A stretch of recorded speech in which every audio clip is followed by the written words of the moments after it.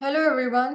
अब हम चलते हैं आउटलाइन के थर्ड पॉइंट की तरफ। आपको पता है कि हमने फर्स्ट पार्ट में क्या डिस्कस किया, कि आप कैसे किसी ऐसे की थीसिस स्टेटमेंट को फॉर्मुलेट करते हैं।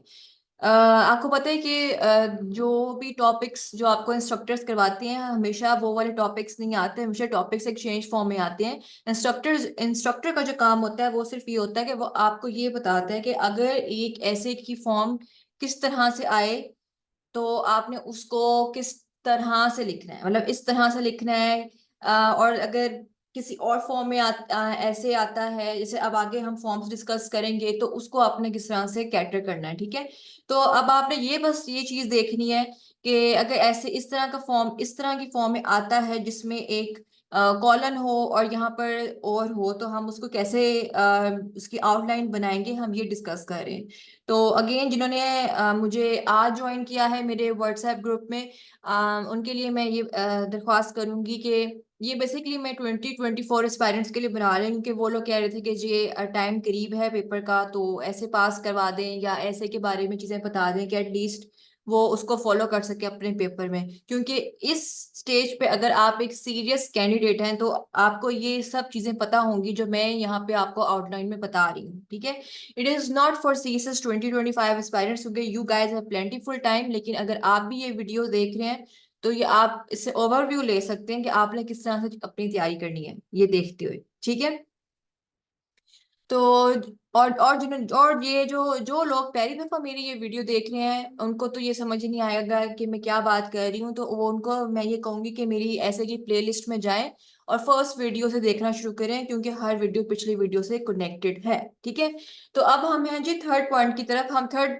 थर्ड हेडिंग की तरफ अपने आउटलाइन की, preserving the liberal democratic order. देखिए, हमने पहले में बताया है कि थीसिस स्टेटमेंट कैसे लिखनी है। सेकंड में हमने बताया कि जी पॉपुलिज्म जो है वो कैसे थ्रेट पोज कर रहा है टू लिबरल डेमोक्रेसी, और उससे रेलेवेंट हमने आर्गुमेंट्स दिए हैं विद एग्जांपल्स। क्योंकि हमने अपना स्टांस लिया कि पॉपुलिज्म जो है वो लिबरल डेमोक्रेसी को क्या कर रहा है, थ्रेट पहुंचा रहा है। तो ऑब्वियसली जब हम थर्ड हेडिंग की तरफ आएंगे तो भी हमने बताना भी तो है उनको कि हम कैसे लिबरल डेमोक्रेटिक ऑर्डर को प्रिजर्व कर रहे हैं। भाई, तरीका भी तो उसका होगा ना कोई, हमने ये भी तो बताना एग्जामिनर को कि हम क्या आगे बताने जा रहे हैं। आप मेरे मेरे पॉइंट्स ये हैं, आप डिफरेंट पॉइंट्स लिख सकते हैं। आप जब इतने आर्टिकल्स पढ़ रहे होंगे और चीजों को इतना आप स्टडी कर रहे होंगे तो आप इतने पॉइंट्स लिख सकते हैं। ये वाले ना लिखें, कोई और लिख लें, ये एक सैंपल है आप लोगों के लिए। ठीक है, जैसे आप यहाँ पे अपना एक आर्ग्यूमेंट दे सकते हैं, need for progressive populism rather than regressive, ये एक आर्ग्यूमेंट हो सकता है। ठीक है, उसके आपने फर्दर आप इसमें क्या पॉइंट्स डाल रहे हैं आप उसके फर्दर लिख लें, ये इसकी फर्दर एग्जांपल्स के फॉर्म में लिख लें कि जी हम मैं आपने इस पैराग्राफ में ये लिखेंगे कि जी रिलीफ चाहिए for middle class working families, reduction in social inequality, social safety programmes for the poor. इस तरह की आप चीजें जो हैं अपने इस एक आर्गुमेंट के नीचे आप मेंशन कर रहे हैं, इसको आप एग्जांपल्स के फॉर्म में लिख सकते हैं। और जो जो आप आहिस्ता आहिस्ता एग्जांपल्स पढ़ते जाएंगे आप जो है कोट कर सकते हैं। अगर राइट नाउ आप 2024 के एस्पायरेंट हैं तो भैया आप सर्च करें, जल्दी से आप सर्च करें गूगल पे या चैट जीपीटी पे, जी मुझे पता है social safety programmes for the poor क्या है, वो एग्जांपल्स दें मुझे इसकी, वो एग्जांपल आपको दे देगा, आप एग्जांपल कोट कर लेंगे अपने पैराग्राफ में। उसके बाद है जी सेकंड आर्गुमेंट, इसमें मैं ये दे रही हूँ restoring confidence in international institutions. ठीक है, ये क्या है इसको फर्दर आप सर्च करें, आपको एक थोड़ा सा आइडिया हो जाएगा और जी आप लिख लें इस पे। फिर है जी promoting democratic norms on the international stage, तो ये क्या है इसको भी आप सर्च कर सकते हैं। मेरा काम है कि मैं आप लोगों को एक वे बताऊं, और हर इंस्ट्रक्टर आपको वे ही बताता है कि जी इस वे से आपने चीजों को लेके चलना है। ठीक है, और वो आप फॉलो करते जाएं तो यू आर गुड टू गो।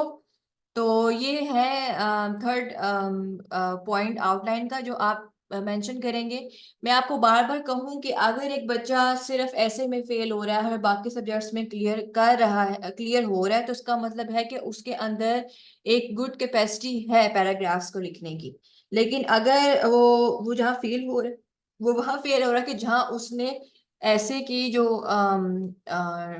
ऐसे की जो हेडिंग है ना, जो ऐसे का जो टॉपिक है उसको अच्छे तरीके तरीके से अंडरस्टैंड नहीं किया, वहां पे वो मार खाता है। उसकी आउटलाइन वो जरा गलत तरीके से बनाता है, वो वो चीज नहीं एड्रेस करता जो पूछी गई है, तो वहां पे वो मार खा लेता है।